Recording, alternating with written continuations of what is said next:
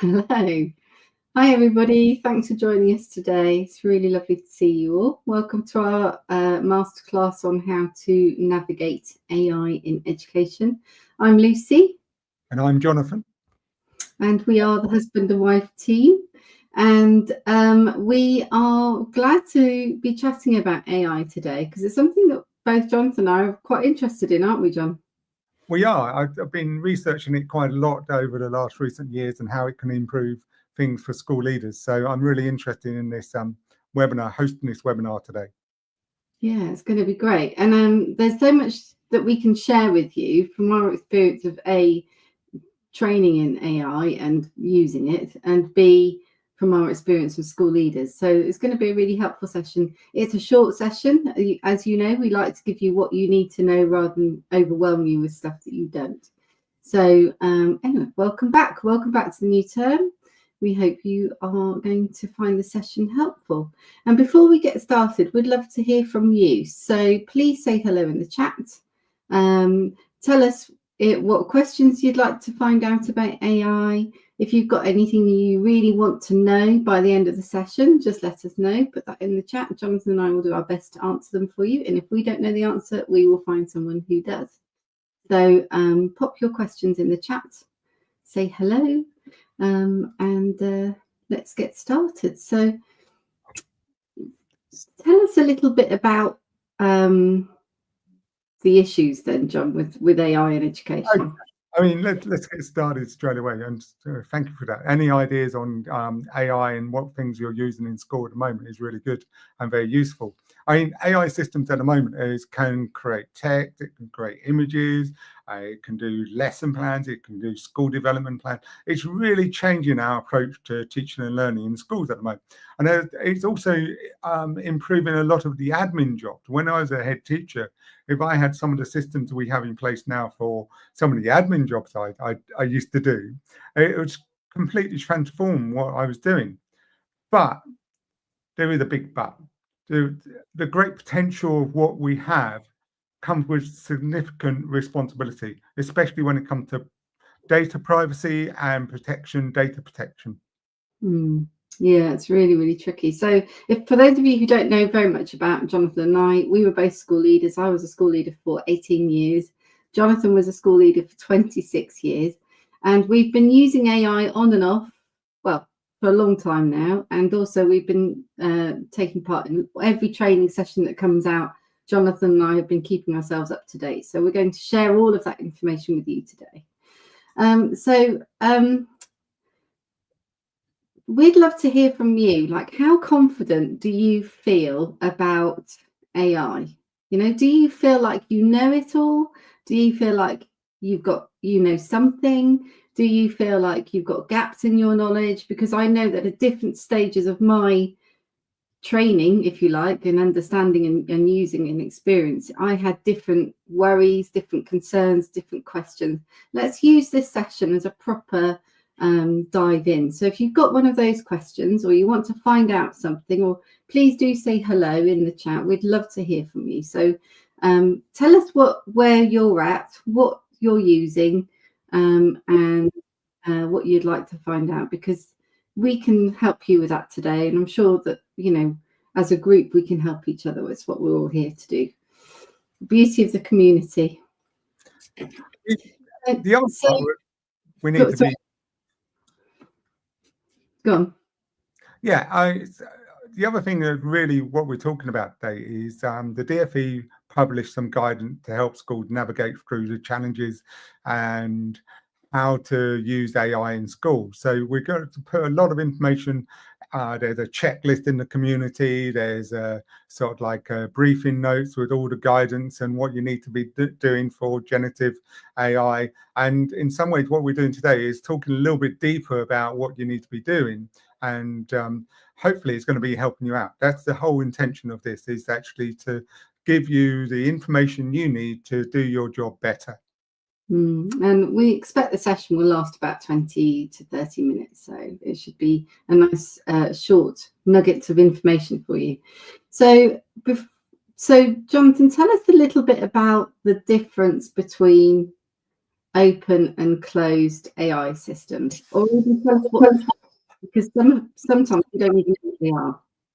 I'll try and break it down for you. I mean, there's two different systems going on. There's a closed system and an open system. The open system is basically like a public park, a park where anyone can go. So it's accessible from anyone, and your data is shared with everyone, and it can be stored and repurposed, and it can be changed, and it be adapted into the whole world of AI and the data it collects. So, but this is crucial for our students' data, because actually that shouldn't be into that world. And we need to understand that actually different AI systems use different systems to actually generate using your data. So if you think of the open one as a public park, the closed one is like your own school reception area or things like that. So it's very closed. Only few people can go into that area, and actually only few people have access to that data. So it's like a private garden within your school. Access is restricted, data is securely measured, you know who's in there, and you know how things are being used. So that is a much more preferred choice for people in schools, is actually having a closed system. The tricky situation is, how do we identify what AI is using? Because well, I have a question. So how do we know which is open and which is closed? I mean, where on earth would I find that information? I think that then you need to be absolutely transparent with your data protection officer. Okay, so what systems are you using in schools? So you know what systems are in schools. Your IT lead and data protection lead need to know what systems are being used. They need to know how that information is used and what you're allowed to do on those systems. For example, one of the biggest systems at the moment is Chat GPT, and actually that is a very open system. They use the data that you put in there, and it can be put into generating more resources and more things. So that is a very open system, and they say it's an open system. So that's not advisable to put in personal or children's information into that system. It's not great for writing reports for children and putting all their information in that. That's not a great thing. So, because we have a few Senkos, well, quite a lot of Senkos actually within the community, and they're often asking, what sort of AI can I use to create something like an IEP, an individual education plan, or targets for a child, or an information booklet. Can they use ChatGPT at all, or should they completely avoid it? I would. Well, that's a great question, and in some ways, something to think about, isn't it? No personal information in there, and it's not particular to a particular child. Yeah, use it. But the moment you're putting children's information and you can identify the child, or you put in children's names or email addresses or date of births and things like that, then no, it's not appropriate for it. Okay, that's a good thing. So going back to the original question, so if you wanted to know whether your AI tool was an open system or a closed system, the best thing to do would be to talk to your data protection officer and ask them to investigate each tool that you have in your school. But then I suppose it's really important that you know what your teachers are using, isn't it? Because not every teacher will tell you what they're using. They might just use it without thinking that they need to tell you. That's the biggest risk, though. I mean, that's the biggest risk with all this AI is unintended data exposure. For example, if a staff member use an open AI tool to draft a email about a student, or check-in or redrafting an email about a student, it includes identifiable information. Those details are going to be stored in the AI platform and potentially accessed by others.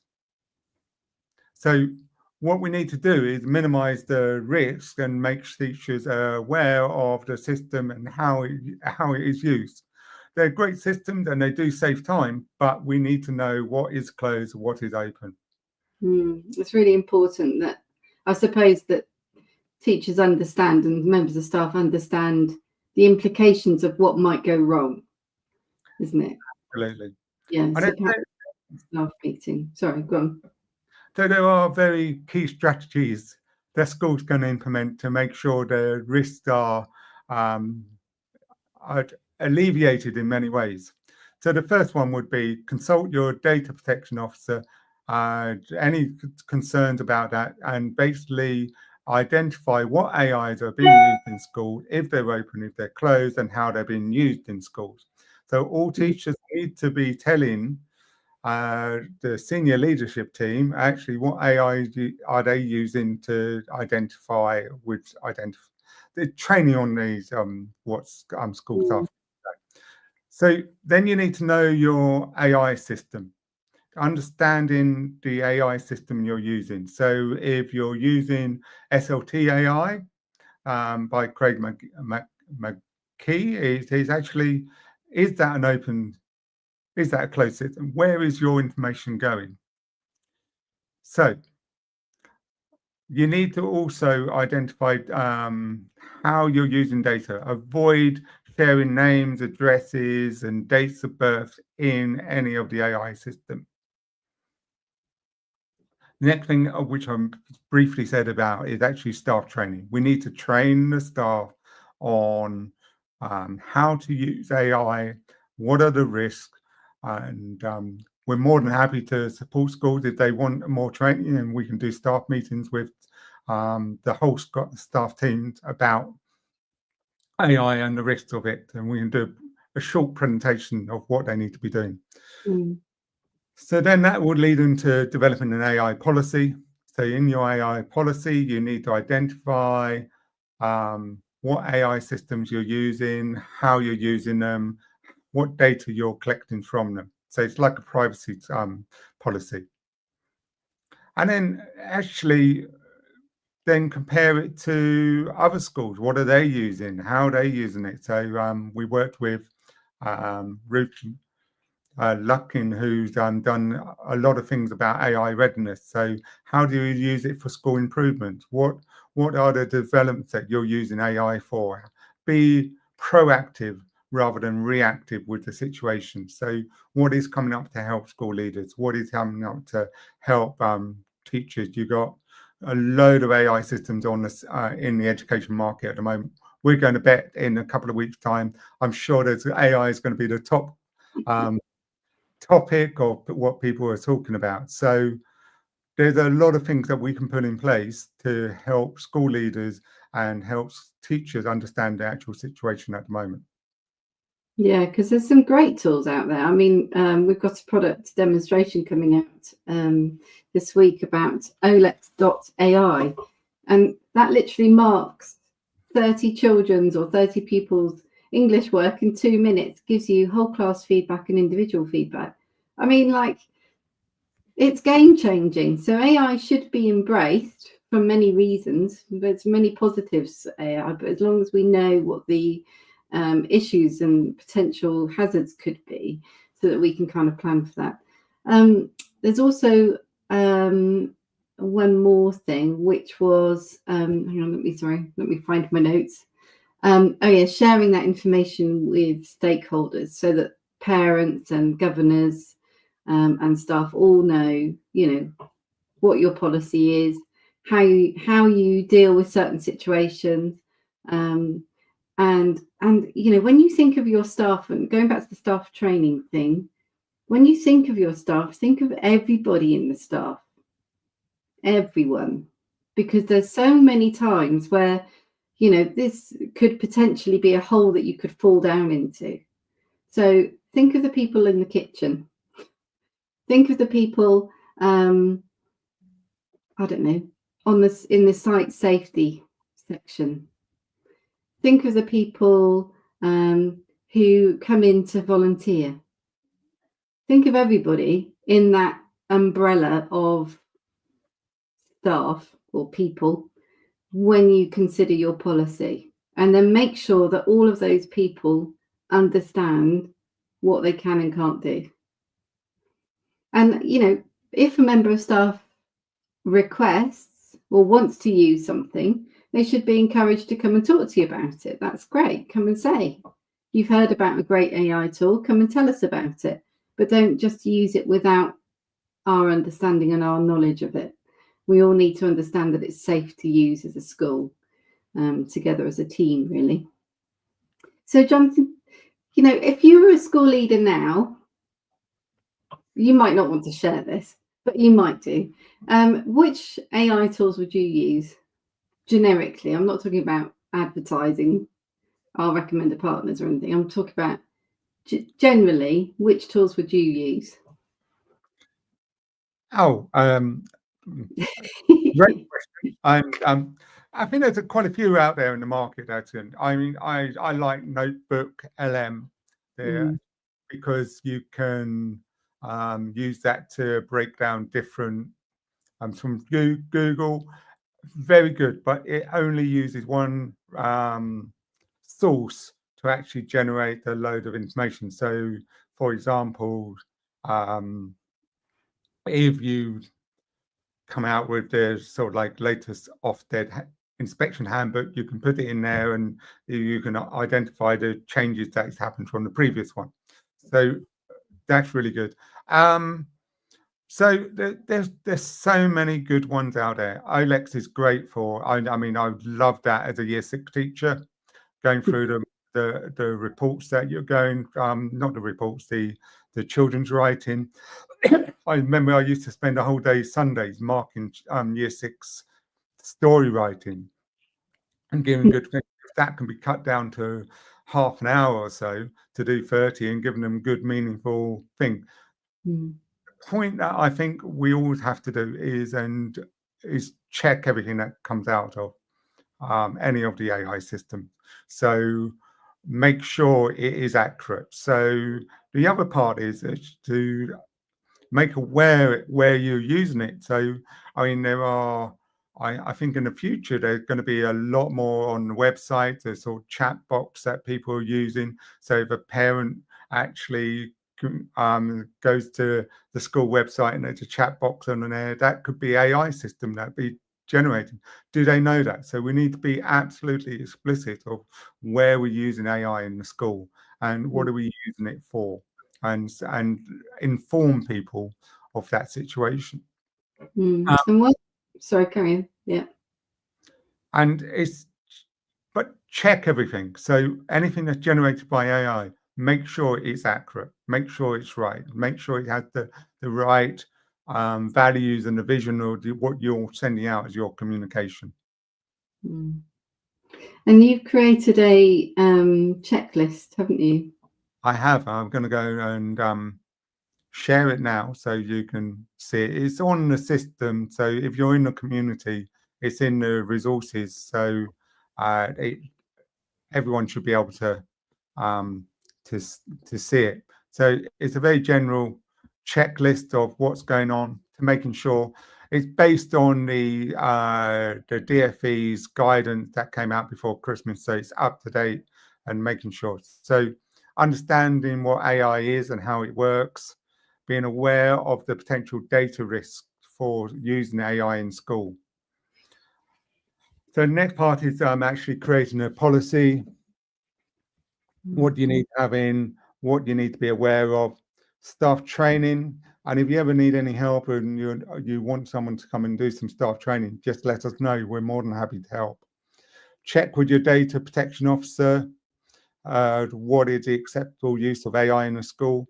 But everyone needs to be absolutely clear what systems they're using in your school at the moment. Determine if it's open or closed. This is the biggest thing from the DFE guidance. Do you know what type of system you're using? Fact check your result generated by AI to make sure the information is accurate. So if you do generate in it, make sure that you have someone actually checking it through and using it.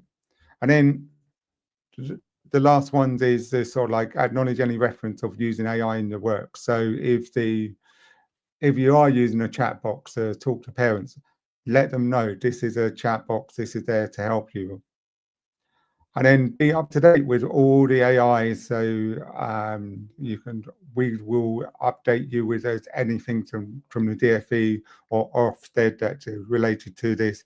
We do go through everything that the government releases on AI. So hopefully we can give you the most up-to-date information. So keep on the platform and see if we can help you out on that. Cool. Has anybody got any questions or things they'd like to find out? There are some comments here. So we've got some comments. Cool. Sorry, I couldn't see any comments. You probably thought I was ignoring you. So yeah, so let us know if there's anything we can do or any other training that we can do and provide to support on AI.